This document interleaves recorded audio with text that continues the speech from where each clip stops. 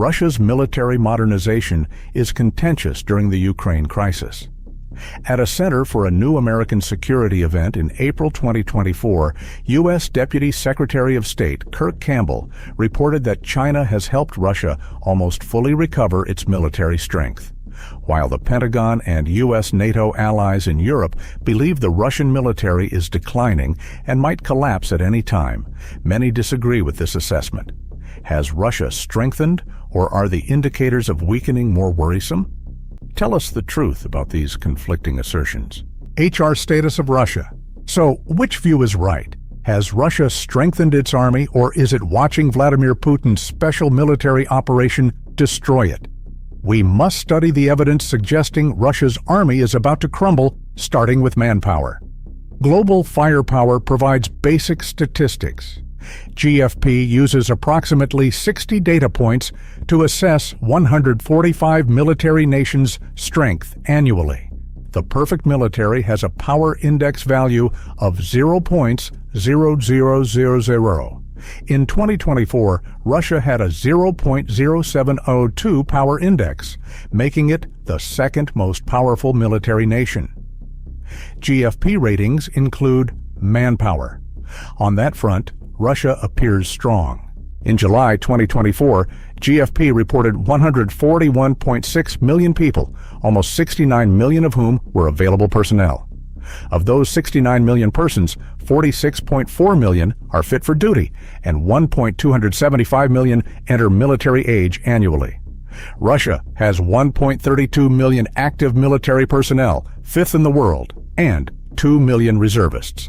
Russia can gain 25,000 more soldiers by including paramilitary groups like the Ukraine war mercenaries. Externally, everything seems fine. Putin can train millions more of Russia's millions of active and reserve military soldiers. Ukraine war losses. How could Russia have army manpower shortages if that's true? The solution begins with Russia's Ukraine losses. Estimates vary by source. The BBC conservatively estimated 5,000 soldiers killed as of April 2024. Many sources indicate substantially higher Russian casualties when accounting for unconfirmed deaths, abandonment, and injuries that render soldiers out of commission. The Ministry of Finance of Ukraine, or Minfin, tracks Russia's military losses since the war's start. Putin worries more about its numbers.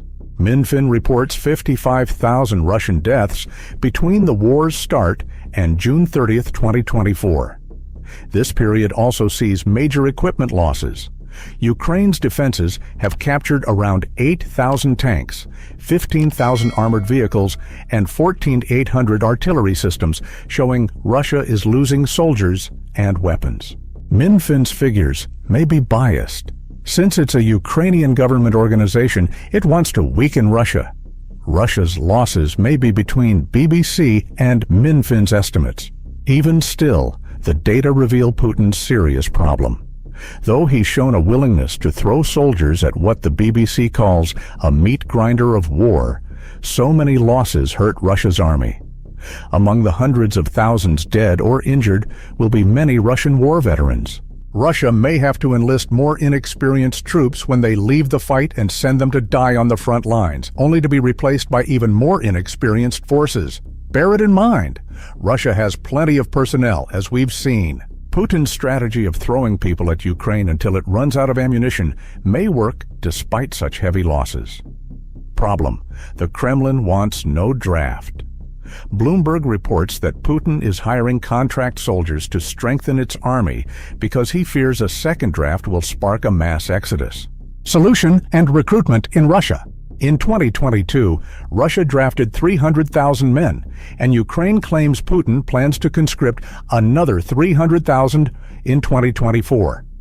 To mitigate unpopularity, Russia relies heavily on contract soldiers, even recruiting Ukrainians in occupied territories. For example, Radio Free Europe reported in May 2024 that male students in Luhansk were being persuaded to sign contracts, with recruiters promising survival if they avoided mobilization. Former Defense Minister Sergei Shoigu aimed for 5,000 contract soldiers by 2024 as part of a broader plan to maintain a 1.32 million-strong active force. However, data analyzed by Riddle Russia suggests these numbers are inflated. In December 2022, Russia claimed it would reach 1.5 million active soldiers by 2026, but contractual soldier targets fluctuated from 695,000 to 52,1,000 before rising again to 74,500. Between January and December 2023, contract signing accelerated from 6,000 to 17,000 per week. Riddle attributes this growth to bureaucratic pressure rather than genuine recruitment success. Many of the 490,000 contract soldiers reported in December 2023 likely included personnel with indefinite contracts extended due to mobilization, rather than new recruits. Further complicating Russia's manpower claims, the Ministry of Defense has bolstered numbers by including inmates and volunteer units. In June 2024, Pravda reported the formation of a 2,000-strong volunteer corps of mercenaries, reservists, and ex-prisoners. These irregular forces, often deployed without proper artillery or air support, have suffered higher casualty rates than regular troops. Despite its large size, the Russian army's effectiveness is waning due to reliance on poorly supported irregular units and questionable recruitment practices. Putin's efforts appear aimed at maintaining numbers rather than building a capable force, further straining morale and operational effectiveness. Desert and spirit. Support for Putin's war in Ukraine highlights significant morale challenges within Russia. Polls indicate that while public approval appears high, 70% according to a February 2024 Kyiv Independent report, and 73% per a November 2023 Atlantic Council poll, support is conditional. The latter survey showed only 47% of Russians unconditionally backing the war, with most favoring it only slightly over opposition. Additionally, WCILM polling in September 2023 revealed just 10–15% of Russians strongly supported the war, with many opposing expansive objectives like capturing Kyiv or Odessa. Resistance to further mobilization is evident. 50–60% of Russians reject a second draft, which could conscript hundreds of thousands. This reluctance is mirrored on the battlefield, where desertion rates are climbing. By May 2024, Ukraine's Military Intelligence Agency, HUR, estimated 18,000 Russian soldiers had deserted in the Southern Military District, including 12,000 from the 8th Combined Arms Army. Among deserters, 50% were conscripts and 2,000 were contract soldiers. Get Lost, a nonprofit assisting Russians avoiding enlistment, reported a tenfold increase in contacts from 28 in January 2023 to 284 in January 2024. The organization claims to have helped 2,000 evade service despite harsh penalties, including a 10-year prison sentence. Combined with the estimated 82,000 Russians who fled the country by August 2023, The Economist, the scale of discontent is stark. These manpower shortages strain the army. Inadequately trained recruits, some with as little as 5 days of preparation, are sent to the front lines. Reports from the Moscow Times recount soldiers lacking basic skills, such as assembling weapons. The British Defense Ministry confirmed in May 2023 that poorly trained reservists using outdated Soviet-era equipment compose much of Russia's 200,000-strong ground forces in Ukraine, reducing their combat effectiveness. Desperation has led Putin to seek support from allies like North Korea. In June 2024, The Standard reported that Russia may bring in thousands of North Korean recruits to bolster its forces. This potential agreement signals Putin's dire position and willingness to trade influence for manpower. Despite these measures, Russia faces a deepening crisis. Low morale, desertions, and inconsistent troop quality undermine its ability to sustain the war effort. Instead, Putin again used the technique he has increasingly used as Russia gets deeper into the war, throwing as many personnel as possible at Ukraine to overwhelm its military.